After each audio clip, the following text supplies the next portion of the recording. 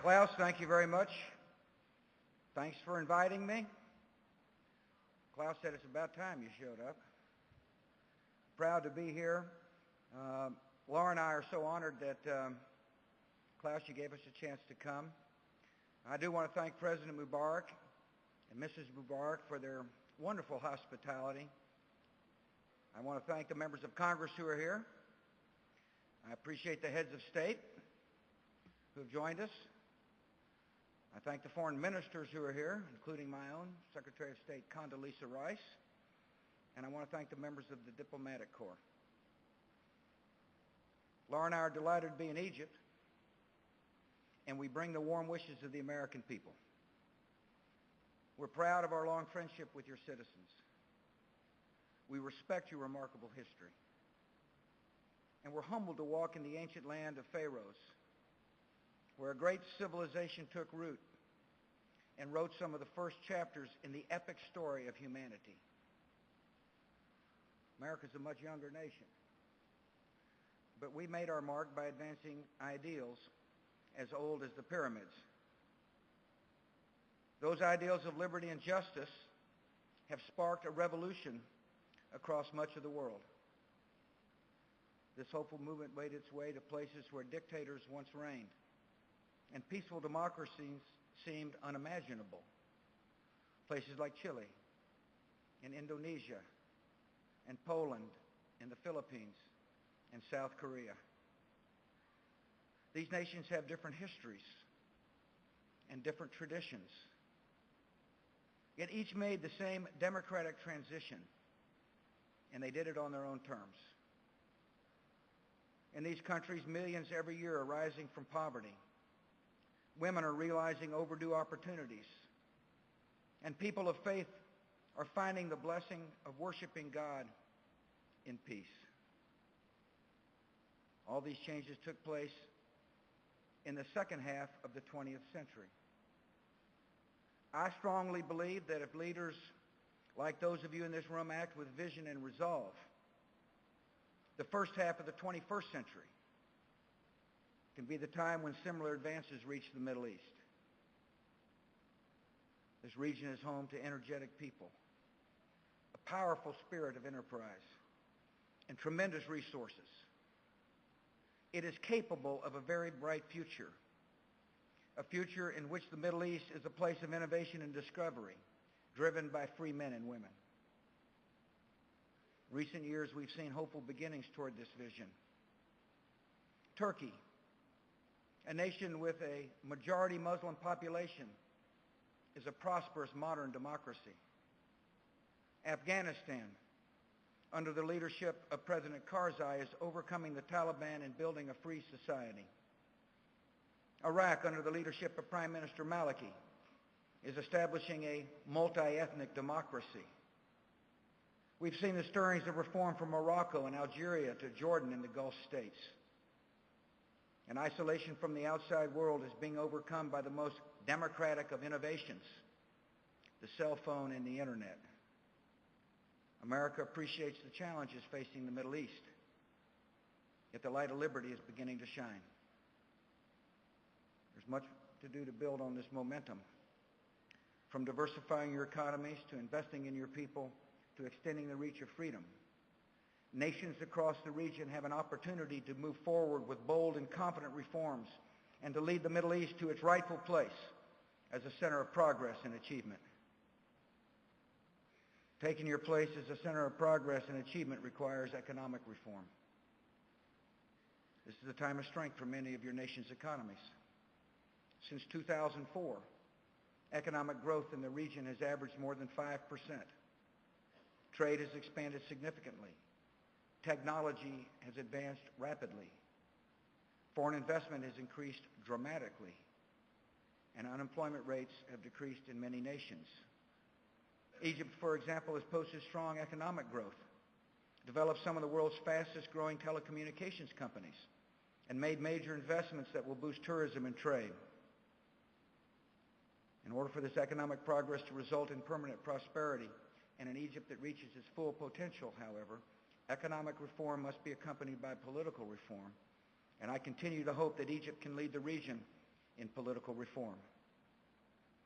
This is also a time to prepare for the economic changes ahead. Rising price of oil has brought great wealth to some in this region, but the supply of oil is limited. And nations like mine are aggressively developing alternatives to oil. Over time, as the world becomes less dependent on oil, nations in the Middle East will have to build more diverse and more dynamic economies. Your greatest asset in this quest is the entrepreneurial spirit of your people. The best way to take advantage of that spirit is to make reforms that unleash individual creativity and innovation. Your economies will be more vibrant when citizens who dream of starting their own companies can do so quickly without high regulatory and registration costs. Your economies will be more dynamic when property rights are protected and risk-taking is encouraged, not punished by law.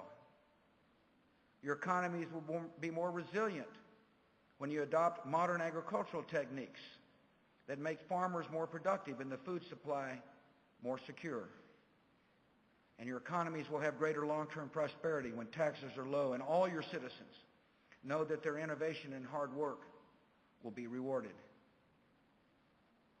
One of the most powerful drivers of economic growth is free trade. So nations in this region would benefit greatly from breaking down barriers to trade with each other. And America will continue working to open up trade at every level. In recent years, the United States has completed free trade agreements with Jordan, Oman, Morocco, and Bahrain. America will continue to negotiate bilateral free trade agreements in the region. We strongly supported Saudi Arabia's accession to the World Trade Organization, and we will continue to support nations making the reforms necessary to join the institutions of a global economy. And to break down trade barriers and ignite economic growth around the world, we will work tirelessly for a successful outcome to the Doha round this year. As we seek to open up new markets abroad, America will keep our markets open at home. There are voices in my country that urge America to adopt measures that would isolate us from the global economy. I firmly reject these calls for protectionism. We will continue to welcome foreign investment and trade, and the United States of America will stay open for business. Taking your place as the center of progress and achievement requires investing in your people. Some analysts believe the Middle East and North Africa will need to create up to 100 million new jobs over the next 10 to 15 years just to keep up with population growth. The key to realizing this goal is an educated workforce. This starts early on with primary schools that teach basic skills such as reading and math, rather than indoctrinating children with ideologies of hatred. An educated workforce also requires good high schools and universities where students are exposed to a variety of ideas, learn to think for themselves, and develop the capacity to innovate. Not long ago, the region marked a hopeful milestone in higher education. In our meeting yesterday, President Karzai told me he recently handed out diplomas to university graduates, including 300 degrees in medicine and 100 degrees in engineering and a lot of degrees to lawyers. And many of the recipients were women.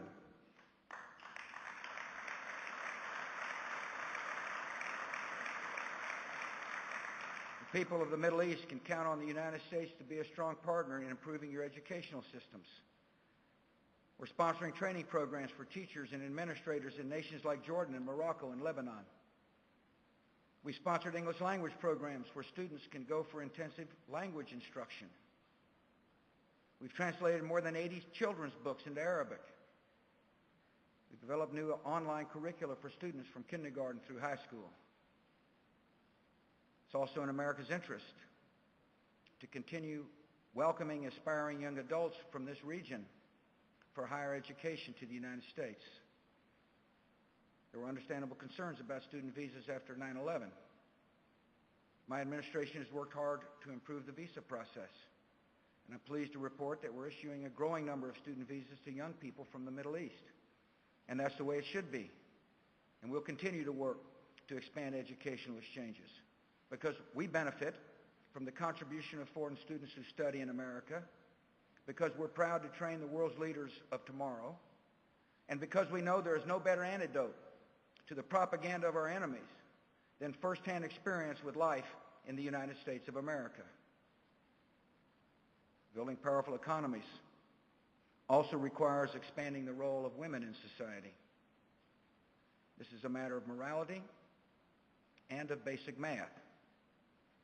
No nation that cuts off half its population from opportunities will be as productive or prosperous as it could be. Women are a formidable force, as I've seen in my own family.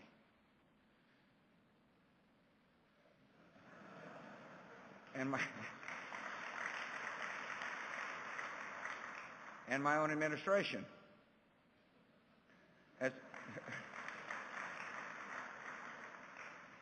As the nations of the Middle East open up their laws and their societies to women, they're learning the same thing.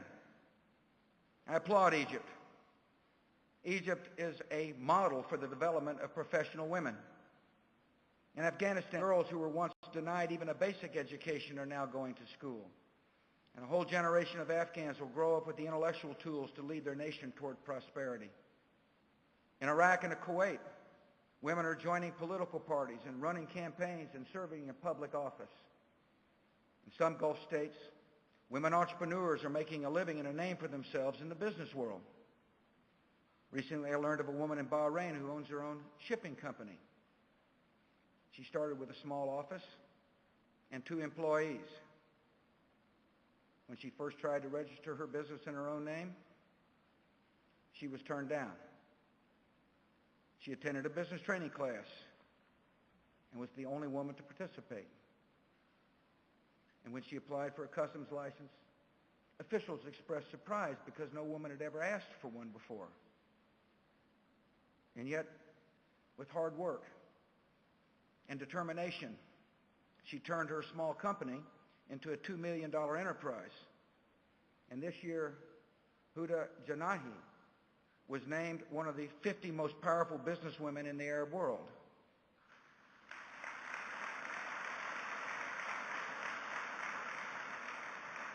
Huda is an inspiring example for the whole region. And America's message to other women in the Middle East is this: you have a great deal to contribute. You should have a strong voice in leading your countries. And my nation looks to the day when you have the rights and privileges you deserve.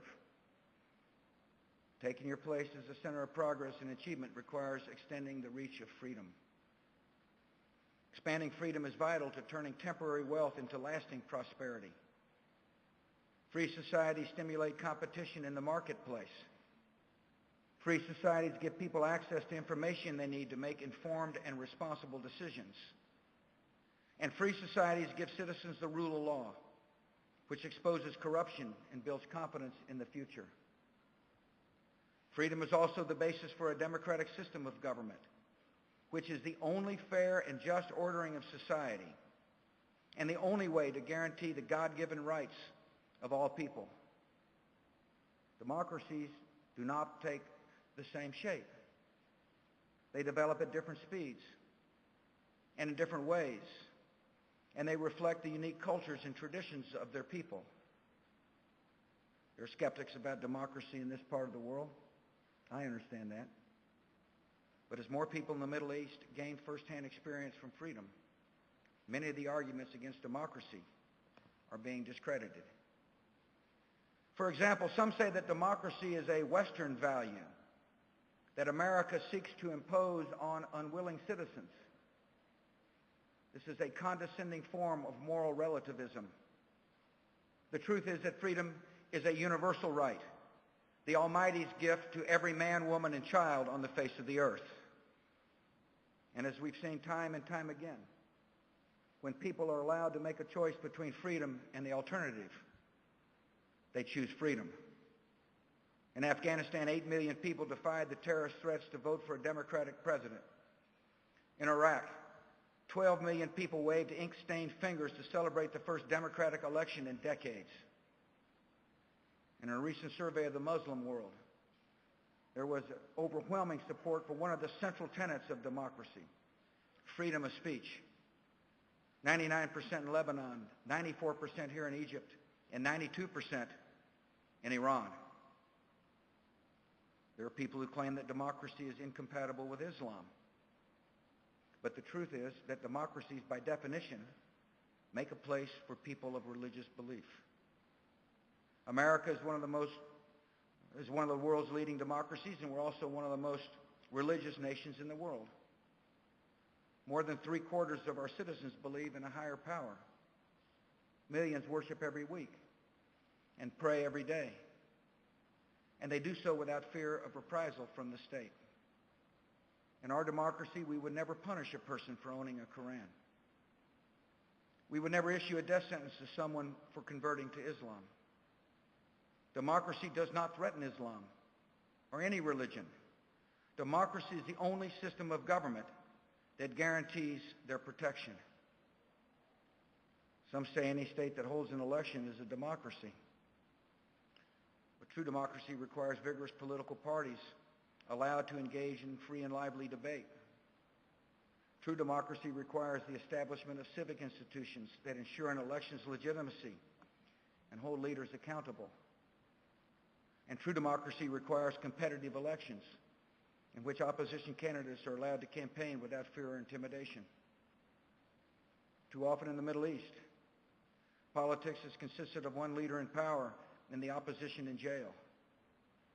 America is deeply concerned about the plight of political prisoners in this region, as well as democratic activists who are intimidated or repressed, newspapers and civil society organizations that are shut down, and dissidents whose voices are stifled.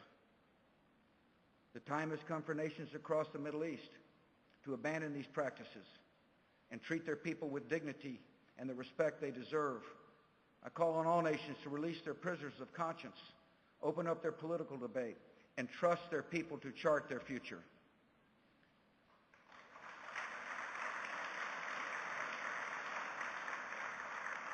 The vision I've outlined today is shared by many in this region, but unfortunately, there are some spoilers who stand in the way. Terrorist organizations and their state sponsors know they cannot survive in a free society, so they create chaos and take innocent lives in an effort to stop democracy from taking root.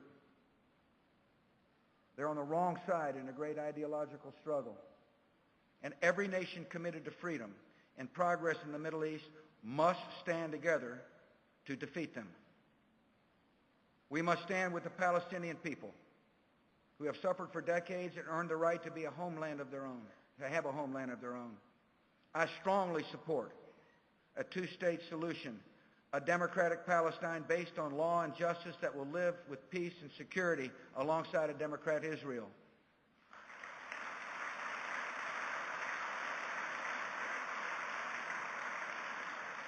I believe that the Palestinian people will build a thriving democracy in which entrepreneurs pursue their dreams and families own their homes in lively communities and young people grow up with hope in the future.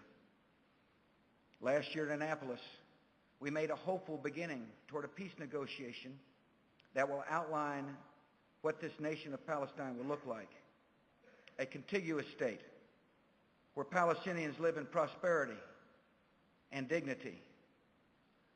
A peace agreement is in the Palestinians' interests. It is in Israel's interests. It is in Arab states' interests, and it is in the world's interests. And I firmly believe that with leadership and courage, we can reach that peace agreement this year.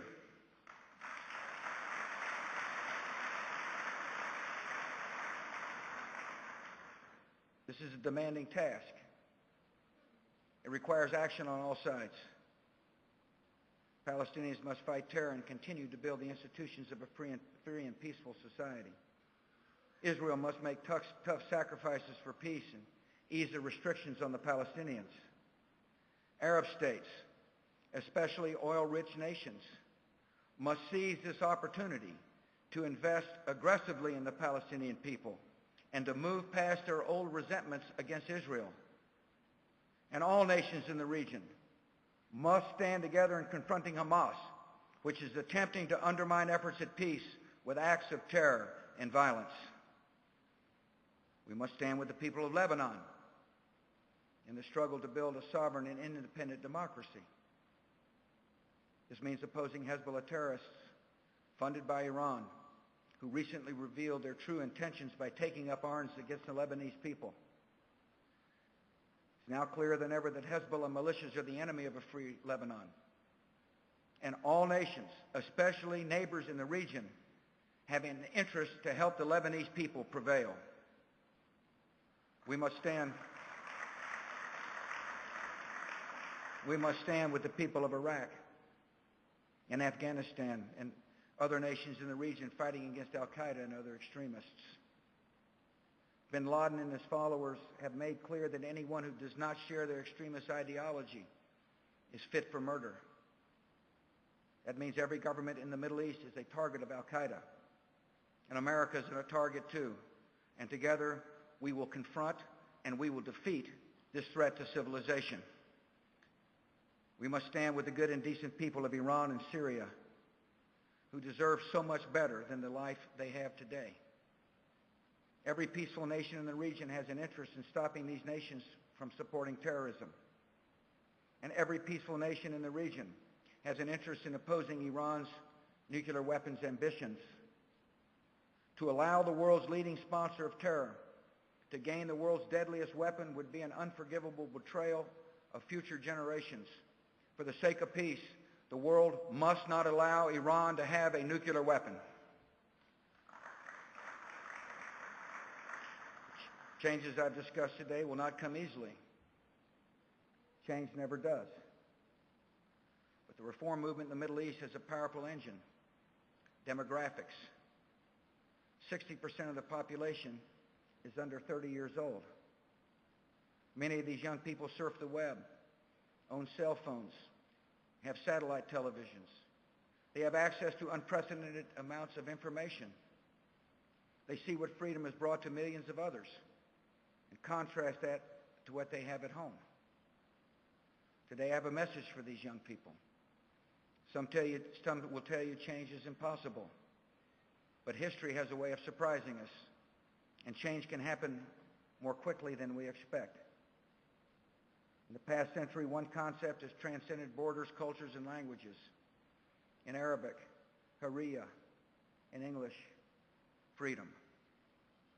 Across the world, the call for freedom lives in our hearts, endures in our prayers, and joins humanity as one. I know these are trying times, but the future is in your hands, and freedom and peace are within your grasp. Just imagine what this region could look like in 60 years. Palestinian people will have the homeland they've long dreamed of and deserved. A democratic state that is governed by law, respects human rights, and rejects terror. Israel will be celebrating its 120th anniversary as one of the world's great democracies, a secure and flourishing homeland for the Jewish people. From Cairo, Riyadh, Baghdad to Beirut, people will live in free and independent societies where a desire for peace is reinforced by ties of diplomacy and tourism and trade. Iran and Syria will be peaceful nations where today's oppression is a distant memory and people are free to speak their minds and develop their talents. Al-Qaeda, Hezbollah, and Hamas will be defeated as Muslims across the region recognize the emptiness of the terrorist vision and the injustice of their cause. This vision is the same one I outlined in my address to the Israeli Knesset. Yet it's not a Jewish vision or a Muslim vision, not an American vision or an Arab vision. It is a universal vision based on the timeless principles of dignity and tolerance and justice, and it unites all who yearn for freedom and peace in this ancient land. Realizing this vision will not be easy. It will take time and sacrifice and resolve. Yet there is no doubt in my mind that you are up to the challenge. And with your ingenuity and your enterprise and your courage, this historic vision for the Middle East will be realized. May God be with you on this journey, and the United States of America will be at your side. Thank you for having me.